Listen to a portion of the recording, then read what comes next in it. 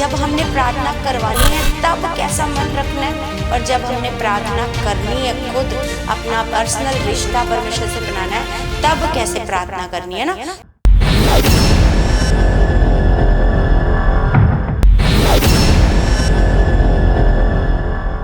Praise the Lord everyone, God bless you all.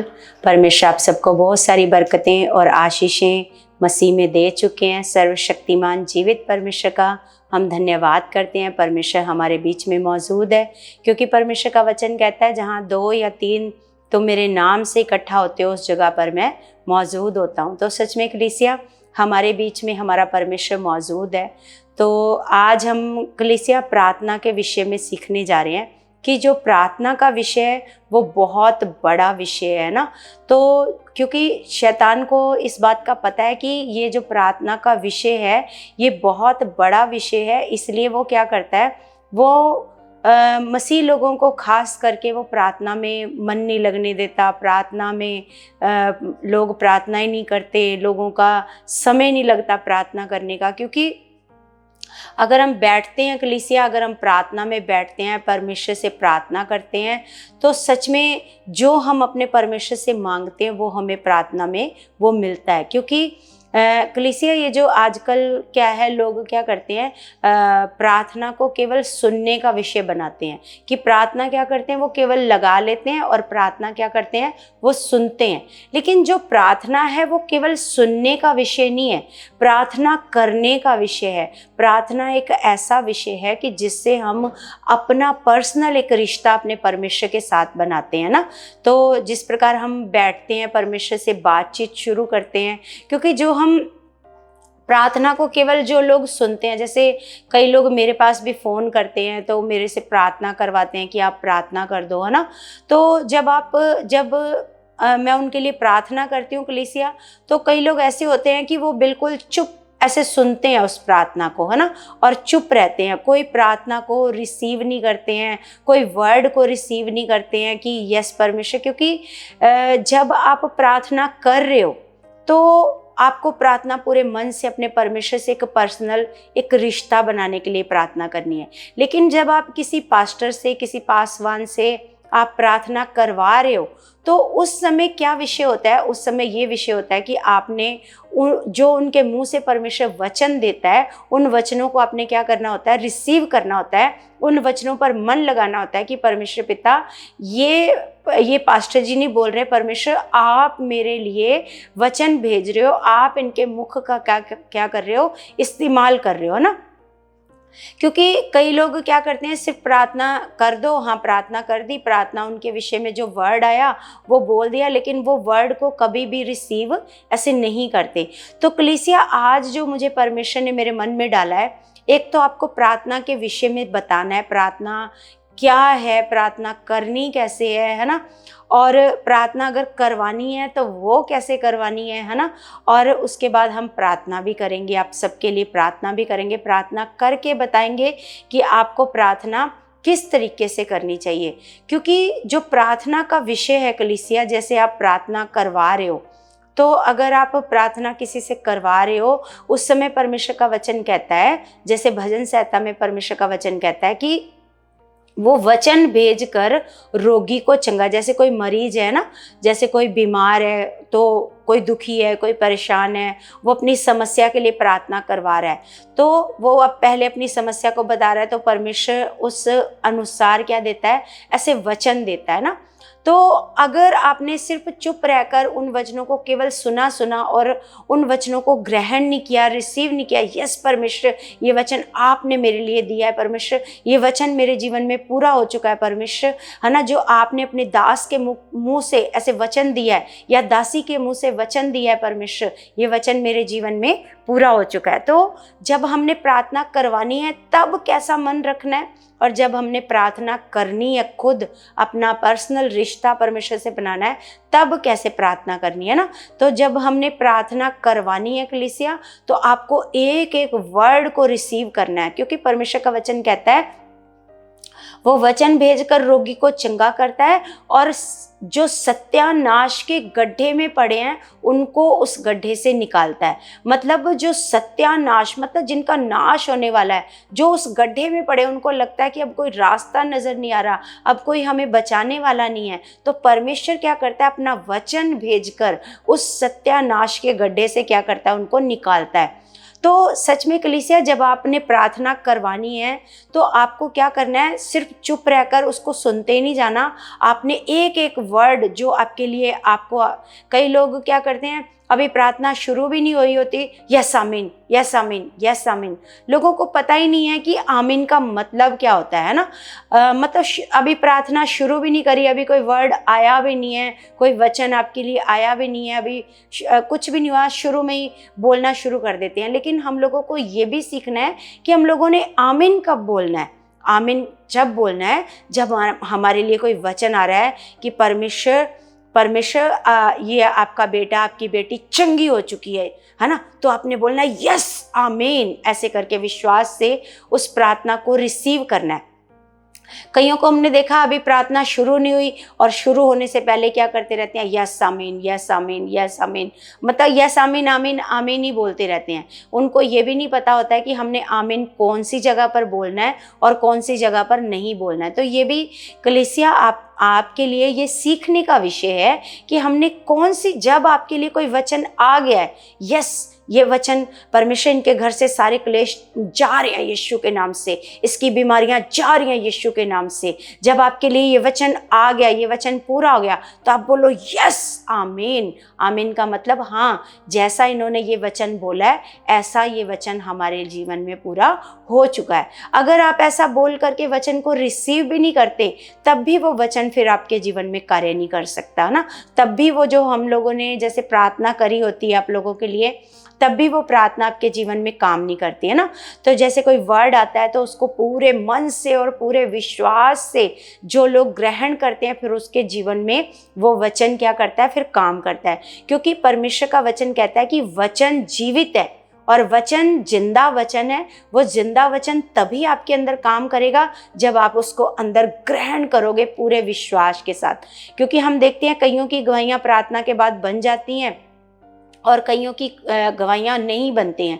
जो वचन को ग्रहण कर लेते हैं पूरे विश्वास के साथ, यस खुदा, आपके दास ने, आपकी दासी ने जो वचन बोला है वो वचन मेरे जीवन में पूरा हो चुका है। तो जब ऐसे बोलकर आमीन बोलते हैं तो विश्वास से ग्रहण करते हैं, फिर वो वचन काम करने लग जाता है अंदर जाकर, क्योंकि वचन तो जीवित वचन है और सत्यानाश के गड्ढे से निकालता है और बीमारी से चंगा करता है ना। तो फिर वो वचन अंदर काम करता है, फिर गवाही बनती है, फिर चंगाई आती है, फिर बरकत आती है, फिर जिस विषय के लिए आपने प्रेयर करवाई होती है फिर वो विषय क्या हो जाता है, पूरा हो जाता है। तो आपको कलीसिया जब प्रेयर करवानी है तो ये भी सीखना है कि हमने प्रार्थना कैसे मन से करवानी है। सिर्फ ये नहीं बोल देना पासवान को कि आप मेरे लिए प्रेयर कर दो बस, अब उसके बाद छुट्टी, ऐसा नहीं है ना। उसके बाद क्या करना है, जो आपके लिए वचन आया है उन वचनों के ऊपर फिर आपने विश्वास करना है और फिर प्रार्थना में बैठना है। पिता, ये जो वचन आया है परमेश्वर, ये मेरे जीवन में पूरा हो चुका है, ये मेरे जीवन में पूरा हो चुका है। ऐसा नहीं कि आपने सिर्फ पासवान से या पास्टर जी से प्रार्थना करवा ली है, उसके बाद आपका विषय खत्म हो गया। नहीं, उसके बाद अब आपका विषय शुरू होता है। यस परमेश्वर जी, आपने जो अपने दास के द्वारा, अपनी दासी के द्वारा वचन दिया है, वो वचन मेरे जीवन में पूरा हो चुका है। तो इस प्रकार आपने जब भी किसी से प्रेयर करवानी है तो उन वर्ड्स को आपने पूरे विश्वास से रिसीव करना है। और ये भी देखना है कि जो पासवान है वो कैसी प्रार्थना कर रहे हैं, वो पॉजिटिव प्रार्थना कर रहे हैं या वो ये कह रहे हैं कि परमेश्वर आप इसको चंगा कर दो, आप इसको चंगा करो, आप इसको चंगा करो, है ना। जबकि हम विश्वास करते हैं कि परमेश्वर ने चंगा कर दिया है, विश्वास के साथ, है ना। तो आपको मतलब उन वर्ड जो परमेश्वर दे रहा है ना, आप हील हो रहे हो, आप चंगे हो रहे हो, है ना। यीशु मसीह की सामर्थ्य, यीशु मसीह की ग्रेस आप पर काम कर रही है, तो आपने ऐसे वर्ड्स को रिसीव करना है। तो ये प्रार्थना करवाने का विषय है कलीसिया। और जब हमने प्रार्थना करनी है तो वो क्या विषय है जब हमने खुद अपना रिश्ता अपने परमेश्वर से बनाना है, अपने पर्सनल रिश्ते को परमेश्वर के साथ बनाना है, तो तब आपने क्या करना है, जिस प्रकार परमेश्वर का वचन कहता है कि एकांत में जा और अपनी कोठरी का द्वार बंद कर और क्या कर। जिस प्रकार कई ऐसे प्रार्थना करने तो बैठते हैं लेकिन ध्यान इधर उधर भटकता रहता है, कभी कोई आ जाता है, कभी कोई आ जाता है ना, या घर में कोई काम है, उठ उठ कर काम कर रहे हैं, प्रार्थना भी कर रहे हैं, तो ये प्रार्थना वो प्रार्थना नहीं है जिस प्रकार हमें परमेश्वर प्रार्थना करने को कहता है। आपने सुना होगा, बाइबल में पढ़ा भी होगा, जब प्रभु यीशु मसीह प्रार्थना करते थे तो प्रभु यीशु मसीह कैसे एकांत जगह पर चले जाते थे, वो जंगल में, वो पहाड़ में चले जाते थे, एकांत जगह पर चले जाते थे जहाँ पर वो एकांत में अपने पिता से बातें कर सके। क्योंकि जब हम प्रार्थना करने बैठे हैं और उठ कर अपना काम भी कर रहे हैं, उठकर किसी से बातें कर रहे हैं या अपने फ़ोन को भी बार बार चेक कर रहे हैं, तो फिर उस समय जो हम प्रार्थना कर रहे हैं वो प्रार्थना किसी काम की नहीं होएगी, है ना। वो प्रार्थना परमेश्वर के पास कभी नहीं पहुंच पाएगी, है ना। तो सच में कलीसिया, अब हमने सीखना है कि हमने प्रार्थना करनी किस तरीके से, है ना। प्रार्थना हमने करवानी कैसे है, प्रार्थना करनी कैसे है। एकांत में जो भी आपने 1 घंटा बिताना है, आधा घंटा बिताना है परमेश्वर के साथ, वो आपने एकांत में बैठना है परमेश्वर के साथ, और वहाँ पर परमेश्वर से बैठकर एकांत में अपनी बातों को परमेश्वर के साथ करना है, और परमेश्वर की सुनने के लिए कि अपनी बातों को करना है और परमेश्वर की भी बातों को क्या करना है, सुनना है कि परमेश्वर पिता मुझे सिखा, मुझे बता, परमेश्वर मेरी अगुवाई कर। परमेश्वर, जब आप ऐसी बातों को परमेश्वर के आगे रखते हो तो परमेश्वर क्या करता है, उन प्रार्थनाओं का उत्तर देता है ना। जिस प्रकार हम कलीसिया, हम एक वचन पढ़ते हैं भजन संहिता 34 का 15। जिस प्रकार हम कलीसिया कई लोगों के मुंह से सुनते हैं कि कई लोग कहते हैं कि हम तो बहुत प्रार्थना भी कर रहे हैं और बहुत ऐसे विश्वास भी कर रहे हैं, लेकिन पता नहीं क्यों हमारी प्रार्थना क्यों नहीं सुनी जा रही, हमारा काम क्यों नहीं हो रहा, है ना, क्यों नहीं हो रहा। लेकिन आप विश्वास रखो कलीसिया, आपकी कोई भी प्रार्थना व्यर्थ नहीं है, उसका प्रतिफल आना ही आना है। जो विषय आपने परमेश्वर के आगे रखा है उसका प्रतिफल आपको देना ही देना है परमेश्वर ने। क्योंकि परमेश्वर का वचन कहता है कि जिसने तुम्हें सुनने के लिए कान दिए हैं, क्या वो खुद नहीं सुनता? वो सुनता है, वो आपकी प्रार्थनाओं को सुनता है कलीसिया। तो ऐसा मत सोचो कि हम प्रार्थना कर रहे हैं, हमारा कोई उत्तर नहीं आ रहा। आप विश्वास रखो और धीरज रखो, आपकी प्रार्थनाओं का उत्तर अवश्य आएगा। आपने बस विश्वास रखना है, जो मैंने पिता से मांगा है वो मुझे मिल चुका है। जिस प्रकार प्रभु यीशु मसीह ने सिखाया है कि जो कुछ आप प्रार्थना करके मांगते हो, फिर विश्वास करो कि आपको वो मिल चुका है। तो इसी प्रकार आपको क्या करना है, अपनी प्रार्थनाओं को कभी भी व्यर्थ नहीं समझना कि हमारी जो प्रार्थना है वो व्यर्थ है ना, हमारी प्रार्थनाओं का तो उत्तर ही नहीं आ रहा। आपकी प्रार्थनाओं का उत्तर अवश्य आएगा। जिस प्रकार हम परमेश्वर का वचन पढ़ते हैं कि यहोवा की आंखें धर्मियों पर लगी रहती हैं, और लिखा और उसके कान भी उनकी दुहाई की ओर लगे रहते हैं ना। तो परमेश्वर के कान, इसका मतलब परमेश्वर ने अगर आपको सुनने को कान दिए हैं, ऐसा नहीं कि परमेश्वर के कान ऐसे हैं, हमारे जैसे हैं, क्योंकि परमेश्वर निराकार है, परमेश्वर एक आत्मा है, परमेश्वर स्पिरिट है, लेकिन फिर भी वो सुनता है आपकी प्रार्थनाओं को, है ना। तो ऐसा नहीं कि ये किसी कान की बात करिए कि ऐसे जैसे मनुष्य के कान है, लेकिन फिर भी परमेश्वर के कान ना होने के बाद भी परमेश्वर आपकी प्रार्थनाओं को सुनता है। तो यहाँ पर लिखा है कि यहोवा की आंखें धर्मियों पर लगी रहती हैं और उसके कान भी उनकी दुहाई की ओर लगे रहते हैं। इसका मतलब आपने जो जो प्रार्थना परमेश्वर के आगे रखी है, जो जो विषय आपने परमेश्वर के आगे रखा है, वो निश्चय उनको परमेश्वर सुन रहा है और निश्चय उनका उत्तर देगा।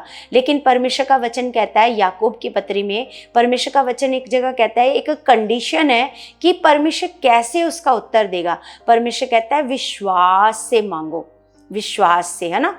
अगर हमारे अंदर विश्वास नहीं है, हम मांग रहे हैं, तो परमेश्वर का वचन कहता है ऐसा मनुष्य दो चित्ता है। दो चित्ता मनुष्य ये ना समझे कि मुझे प्रभु से कुछ मिलेगा, है ना।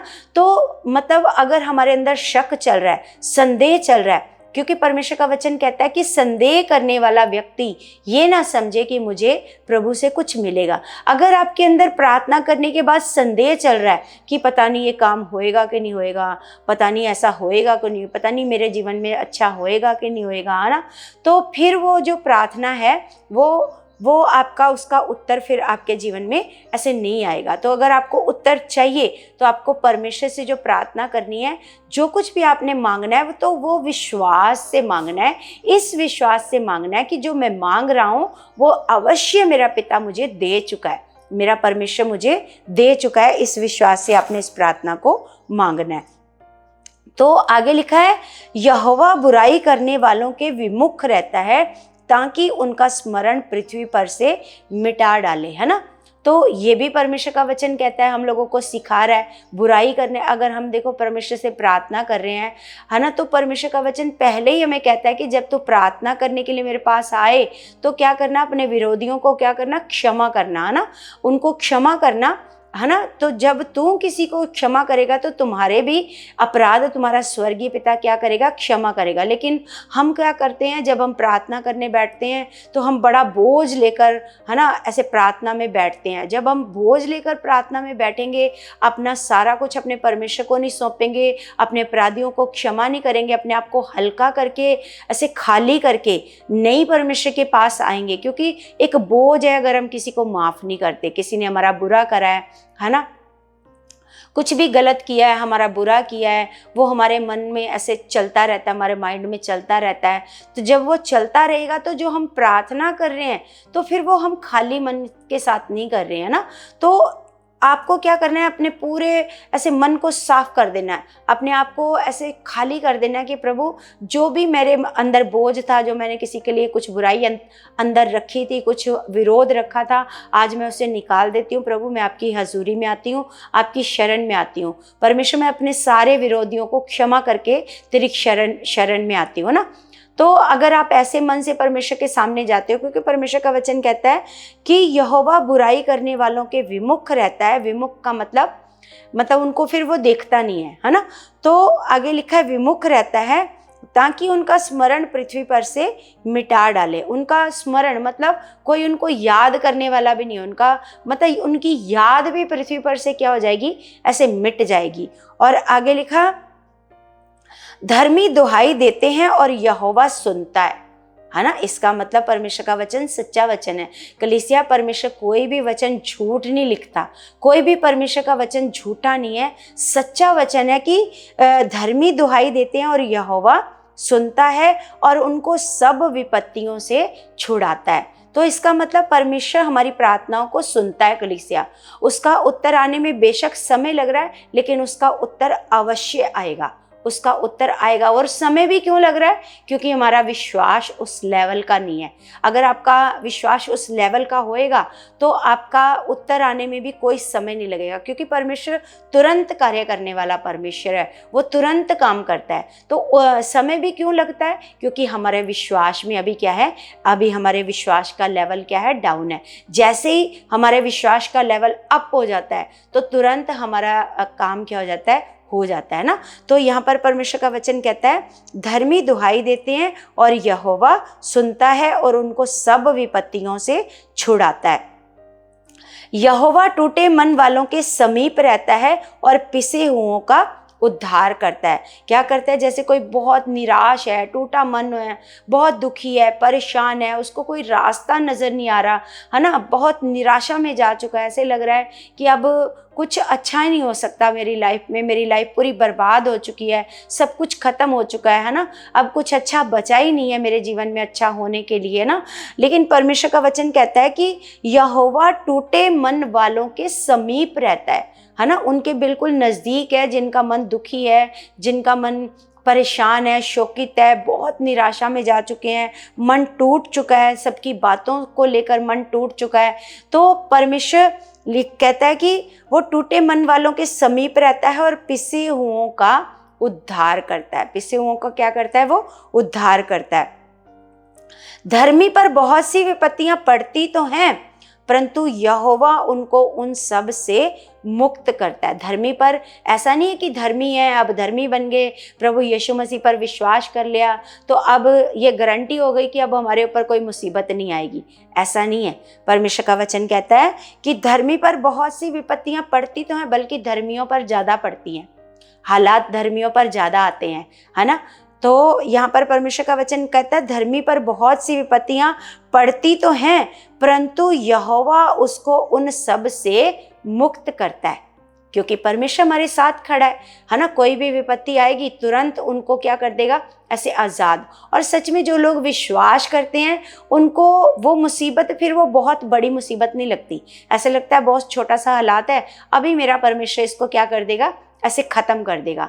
तो आज हम जो सीख रहे हैं कलीसिया, ये बहुत गहरा विषय है कि हम लोग विश्वास तो करते हैं, हम लोग प्रार्थना तो करते हैं, लेकिन उसके बाद हमारा मन कैसा है, उसके बाद हमारा विश्वास कैसा है। क्या हमने वर्ड्स को रिसीव किया है, क्या हमने जो हमने प्रार्थना में मांगा, क्या हमारा विश्वास है कि मेरा पिता सामर्थी है, वो जो मैंने मांगा है वो कर सकता है ना, या उसने कर दिया है। क्या हम ये विश्वास करते हैं? तो सच में कलीसिया परमेश्वर का वचन हम लोगों को सिखा रहा है कि यहोवा क्या करता है, उनको उन सब से क्या करता है, जब मुसीबत धर्मियों पर आती है तो यहोवा उन सबको उनसे क्या करता है, मुक्त करता है। वह उसकी हड्डी हड्डी की रक्षा करता है, उनमें से एक भी टूटने नहीं पाती, है ना। हमारा परमेश्वर क्या करता है, हमारी हड्डी हड्डी की क्या करता है, ऐसे रक्षा करता है, एक भी हड्डी टूटने नहीं पाती। दुष्ट अपनी बुराई के द्वारा मारा जाएगा, है ना। जो दुष्ट है, कुछ लोग बहुत ऐसे अपने आप को ऐसे शातिर समझते हैं, चालाक समझते हैं, है ना। तो लेकिन यहाँ पर परमेश्वर का वचन कहता है दुष्ट अपनी बुराई के द्वारा मारा जाएगा और धर्मी के बैरी दोषी ठहरेंगे। जो धर्मी के बैरी होंगे वो क्या ठहरेंगे, ऐसे दोषी ठहरेंगे। तो आपको चिंता करने की ज़रूरत नहीं है आपको कौन क्या कह रहा है, मतलब आपके बारे में कौन क्या सोच रहा है, क्या आपके बारे में बुरी प्लानिंग बना रहा है। लेकिन परमेश्वर का वचन कहता है उनमें से कोई भी प्लानिंग आपके जीवन में, ऐसे कोई भी आपके लिए बुरा सोच रहा है, बुरा कर रहा है, बुरा बोल रहा है, लेकिन पर आपको क्या करना है, आपको सब कुछ अपने परमेश्वर पर छोड़ देना, क्योंकि परमेश्वर का वचन कहता है दुष्ट अपनी बुराई के द्वारा मारा जाएगा और धर्मी के बैरी दोषी ठहरेंगे। यहोवा अपने दासों का प्राण मोल लेकर बचा लेता है और जितने उसके शरणागत हैं उनमें से कोई भी दोषी ना ठहरेगा। हम अगर अपने परमेश्वर के पास ऐसे उसकी शरण में जाते हैं, उसके शरणागत हैं, है ना, तो उनमें से कोई भी दोषी ऐसे नहीं ठहरेगा। तो सच में कलीसिया हमें हमारा परमेश्वर सिखा रहा है, अपने वचनों के द्वारा सिखाता है कि हमें किस प्रकार का विश्वास करना है, किस प्रकार प्रार्थना पर विश्वास करना है। जो हमने प्रार्थना में मांगा है हमने कैसे उस पर क्या करना है, ऐसे भरोसा करना है। तो कलीसिया आज मुझे ऐसे, जब मैं ऐसे प्रार्थना में बैठी थी तो परमेश्वर मेरे मन में लगा रहा था कि इनको सिखाना है कि प्रार्थना को करवाना कैसे है, प्रार्थना को करना कैसे है ना, और प्रार्थना करने के बाद क्या करना है, प्रार्थना करवाने के बाद क्या करना है, प्रार्थना करने के बाद क्या करना है। जैसे कईयों को होता है यस परमेश्वर मेरे साथ है, वो खुद अपने लिए प्रेयर करते हैं, वो खुद स्ट्रोंग होते हैं, खुद मजबूत होते हैं। तो उसके बाद आपको क्या करना है, प्रार्थना करने के बाद आपको धीरज रखना है, विश्वास रखना है कि जो मैंने प्रार्थना में मांगा है निश्चय वो मेरे परमेश्वर ने मेरे जीवन में पूरा ऐसे कर दिया है। तो आज कलीसिया मेरे मन में परमेश्वर ने ऐसे डाला है कि बहुत सारे लोगों के लिए आज हम प्रार्थना करें, बीमारों के लिए प्रार्थना करें, जो हॉस्पिटल में पड़े हैं उनके लिए प्रार्थना करें, जो बिल्कुल ऐसे लास्ट स्टेज पर हैं, जो बिल्कुल मृत्यु ऐसे उनकी होने वाली है, डॉक्टर उनको जवाब दे चुके हैं। आज खुदावंद ने मेरे मन में ऐसे डाला है कि आज हम सब मिलकर उनके लिए प्रार्थना करेंगे और मैं भी उनके लिए प्रार्थना करूँगी। तो और भी जैसा परमेश्वर का आत्मा हमारी अगुवाई करता जाएगा कलीसिया, हम समय समय पर ऐसे प्रार्थना के विषय को भी ऐसे परमेश्वर के आगे रखते जाएंगे, परमेश्वर से प्रार्थना करेंगे। तो कलीसिया जैसे हम लोग प्रार्थना कर रहे हैं तो आपको प्रार्थना कैसे करनी है ये भी आपको सीखना है कि जो आप प्रार्थना कर रहे हो उसमें आपके जो वर्ड हैं वो पॉजिटिव होने चाहिए, पॉजिटिव होने चाहिए। आपको विश्वास करना चाहिए प्रार्थना के ऊपर कि यस, जो हम ऐसे बोल रहे हैं, जैसे प्रार्थना के बारे में कई लोग करते हैं, रोज एक विषय को बस बोलते रहते हैं, मांगते रहते हैं। जब हमने एक विषय अपने परमेश्वर के आगे रख दिया, उसके बाद क्या करना है? धन्यवाद करना है कि परमेश्वर जी आपने मेरे जीवन में ये कार्य कर दिया है। रोज एक ही काम को मांगते नहीं जाना कि परमेश्वर जी आप मेरे बच्चों पर दया करो, मेरे बच्चों को बदल दो, मेरे बच्चे नशे से बाहर आ जाएं, है ना, मेरा पति नशे से बाहर आ जाए, या हमारे घर में बरकत आ जाए, आशीष आ जाए। तो आपने एक दिन ये विषय परमेश्वर के आगे रखा, उसके बाद धन्यवाद करना है कि परमेश्वर पिता, ये जो विषय मैंने आपके आगे रखा है, अपने बच्चे का, अपने पति का, परमेश्वर अपने घर का, आशीष का, परमेश्वर मैं विश्वास करती हूँ ये विषय पूरा हो चुका है, आपने इसका उत्तर दे दिया यीशु मसीह के नाम से। मैं विश्वास करती हूँ आपने मेरे जीवन में ये कार्य कर दिया है। आपने इस तरह परमेश्वर के आगे प्रतिदिन धन्यवाद को रखना है। रोज हमने मांगने वाले नहीं बनना, रोज मांगते जाओ मांगते जाए नहीं। मांगने के बाद क्या करना है? एक दिन आपने मांगा, खुदावंद के आगे रखा, उसके बाद आपने धन्यवाद करना है कि जो पिता मैंने आपके आगे रखा है, मैं विश्वास करती हूँ मेरा बच्चा बदल चुका है, मैं विश्वास करती हूँ मेरा पति बदल चुका है, मैं विश्वास करती हूँ मेरा घराना बदल चुका है, मैं विश्वास करती हूँ मेरे बेटे को अच्छी जॉब से आपने ब्लेस कर दिया है। आपने पहले से परमेश्वर को धन्यवाद देना है कि हमारे जीवन में आपने कार्य कर दिया यीशु मसीह के नाम से। तो कलीसिया, हम सब प्रार्थना में जाते हैं अपने परमेश्वर के सामने। सर्वशक्तिमान जीवित खुदा, मैं आपका धन्यवाद करती हूँ मेरे पिता परमेश्वर। आप महान हो खुदा, आप सामर्थी हो पिता परमेश्वर। अगर परमेश्वर आपने मेरे मन में लगाया खुदावंत प्रार्थना के लिए पिता परमेश्वर, तो आज हम पिता परमेश्वर जितने लोग बीमारी में पड़े हैं पिता परमेश्वर जी, मेरे महान पिता, आज हम उनके लिए प्रार्थना करते हैं मेरे खुदावंत, मेरे महान परमेश्वर, जो बीमारी के बिस्तर पर पड़े हैं पिता, जो हॉस्पिटल में एडमिट है खुदावंत, जो ICU में एडमिट है खुदावंत, मेरे महान पिता, उन सब के लिए परमेश्वर आज हम प्रार्थना करते हैं। और तेरा वचन कहता है कि धर्मी की प्रार्थना के द्वारा सब कुछ हो सकता है। परमेश्वर, आपने बताया कि एलिया भी तुम्हारे समान दुख सुख भोगी मनुष्य था, अगर उसकी प्रार्थना के द्वारा बारिश ऐसे रुक सकती है, अकाल पड़ सकता है, तो सच में खुदावंद परमेश्वर, सच में आपका वही पवित्र आत्मा हमारे अंदर काम कर रहा है खुदा। आज जितने लोग हॉस्पिटल में पड़े हैं खुदा, आज हम उनके लिए प्रार्थना करते हैं खुदा। आज तेरा सामर्थी आत्मा उनको छू कर चंगा कर चुका मेरे परमेश्वर। मैं विश्वास करती हूँ पिता परमेश्वर जी, जितने परमेश्वर अपने घर में बीमार हैं, जो बीमारी में है परमेश्वर, जिनको डॉक्टरों ने भी जवाब दे दिया मेरे परमेश्वर, जिनकी बीमारी बहुत लंबी हो चुकी है मेरे परमेश्वर, पिता परमेश्वर, जो बहुत इलाज करवा के थक चुकी है मेरे सामर्थी पिता परमेश्वर, मैं उन सबको तेरे हाथ में सौंप देती हूँ खुदावंद पिता परमेश्वर। आपका आत्मा परमेश्वर आज उनके जीवनों में कार्य करे परमेश्वर पिता। आज पवित्र आत्मा उन सबको छू ले मेरे परमेश्वर, क्योंकि परमेश्वर मैं विश्वास करती हूँ आज की ये प्रार्थना पवित्र आत्मा की अगुवाई से हो रही है खुदावंद, और मेरा विश्वास है इसका बड़ा रिजल्ट आएगा, बहुत बड़ा रिजल्ट आएगा पिता परमेश्वर जी। मेरे महान पिता, आज बहुत सारे बीमार जो इस प्रार्थना को सुनेंगे वो इस बीमारी से बाहर आएंगे यीशु के नाम से पिता परमेश्वर। जो पैरालाइज के मरीज हैं परमेश्वर जी, परमेश्वर कोई भी रोग है, पेट के रोगी हैं परमेश्वर, कोई भी रोगी है, गुप्त रोगी हैं, जो बहनों को गुप्त रोग है, लकोरिये का रोग है, कोई भी गुप्त रोग है, भाइयों को गुप्त रोग है, बवासीर का रोग है, यीशु नासरी के नाम से मैं कमांड करती हूँ ये सारी बीमारियां यीशु के नाम से इनकी बॉडी से आउट हो जाएं, यीशु मसीह के नाम से आउट हो जाएं, यीशु मसीह के नाम से।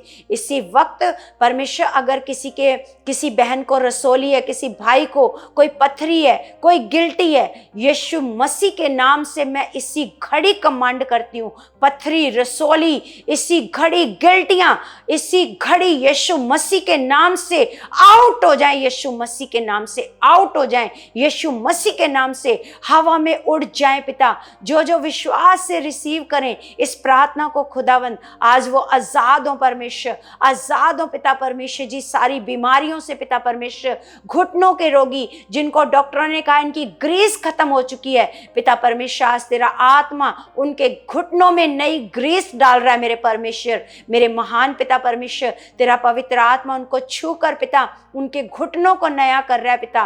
पिता परमेश्वर उनकी जवानी उकाब के समान नहीं हो रही है मेरे खुदावंद। मैं विश्वास कर रही हूँ पिता, मैं विश्वास कर रही हूँ परमेश्वर। तेरा आत्मा परमेश्वर मेरे मुंह से बोल रहा है खुदा। तेरा आत्मा उनको चंगा करना चाहता है परमेश्वर, जिनको परमेश्वर कोई रास्ता नजर नहीं आ रहा, जिनको कुछ समझ नहीं आ रहा ये मेरी बीमारी कैसे खत्म होएगी। बहुत बीमारियां हैं, सर्टिका की बीमारी है, अगर किसी के कोई कफ जमा हुआ है, फेफड़ों में कोई बीमारी है, कोई लीवर में दिक्कत है, लीवर में इन्फेक्शन है, लीवर फैटी हो चुका है, लीवर में सूजन आ चुकी है, कोई भी बीमारी है, आज यीशु नासरी के नाम से उनकी बॉडी से वो आउट हो चुकी है। यीशु के नाम से मैं विश्वास करती हूँ ये बीमारी है ही नहीं, अब उनकी बॉडी से खत्म हो चुकी है यीशु मसीह के नाम से। पिता जिनको आंखों का रोग है, आंखों में मोतिया है, यीशु के नाम से कानों में दिक्कत है, कम सुनाई देता है, आंखों से कम दिखाई देता है, यीशु नासरी के नाम से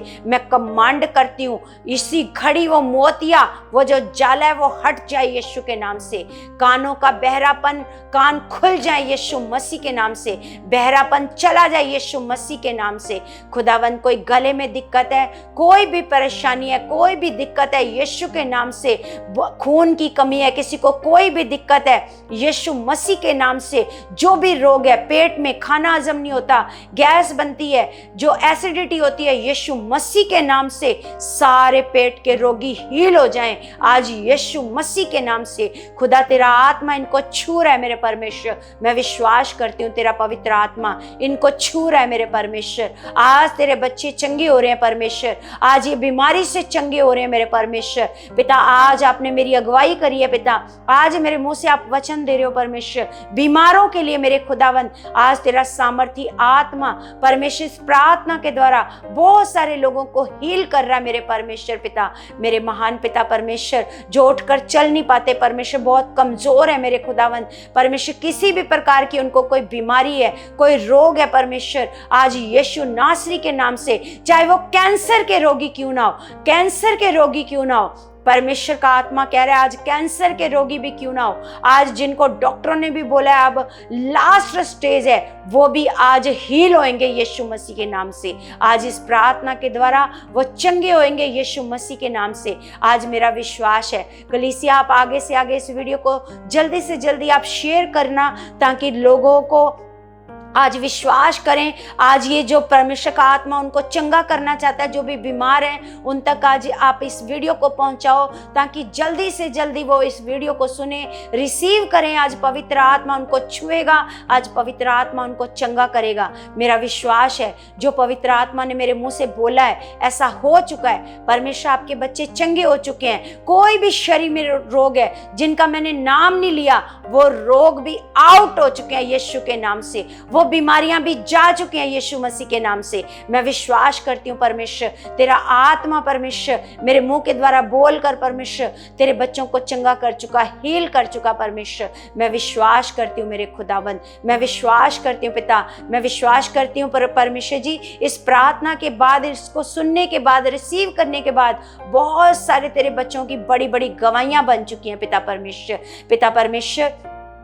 तेरा आत्मा मेरी अगुवाई कर रहा है शुगर के रोगियों के लिए, थायराइड के रोगियों के लिए, जो बीपी के रोगी हैं, शुगर के रोगी हैं, शुगर उनकी नॉर्मल हो रही है, बीपी नॉर्मल हो रहा है, किडनियों के रोगी हील हो रहे हैं यीशु के नाम से, जिनकी डायलिसिस हो रही है उनकी डायलिसिस बंद हो जाएगी यीशु मसीह के नाम से। किडनियां इसी घड़ी मेरा खुदा छूकर उनकी किडनियों को नया कर रहा है यीशु मसीह के नाम से। मेरा परमेश्वर आपकी बॉडी में काम कर रहा है, खुदा का आत्मा आपकी बॉडी में काम कर रहा है यीशु मसीह के नाम से। आप हील हो रहे हो, आप चंगे हो रहे हो यीशु मसीह के नाम से। खुदा आपको आशीष दे रहा है, बरकत दे रहा है। जो मेरे परमेश्वर ने मेरी अगुवाई करी है बीमारों के लिए, खास कर मेरे मन में परमेश्वर ने डाला है प्रार्थना के लिए, तो सच में आज पवित्र आत्मा की अगुवाई के द्वारा जो आज प्रार्थना हुई है कलीसिया, इसका निश्चय बड़ा प्रतिफल आ चुका है। मैं विश्वास करती हूँ बड़ा रिजल्ट आ चुका, बड़ी गवाहियां आ चुकी हैं यीशु मसीह के नाम से। आमीन आमीन। सबको जय मसीह की। कलीसिया मेरा विश्वास है जो आज हमने प्रार्थना की है, निश्चय आपने इस प्रार्थना को जरूर आगे शेयर करना है क्योंकि ये पवित्र आत्मा की अगुवाई से है। और जो आपके जो भी रिलेटिव में है, कोई भी है, चाहे वो विश्वास करते हैं या नहीं करते हैं, आपने इस प्रार्थना को आपने आगे भेजना है, ताकि वो जब इस प्रार्थना को सुनकर रिसीव करेंगे तो मेरा पूरा विश्वास है कि वो चंगाई पाएंगे यीशु मसीह के नाम से। तो कलीसिया, आपने इस वीडियो को जल्दी आपने शेयर करना है, ज़्यादा लोगों को शेयर करना है, ताकि लोग इस परमेश्वर के आत्मा से चंगाई पाएं यीशु मसीह के नाम से। आमीन।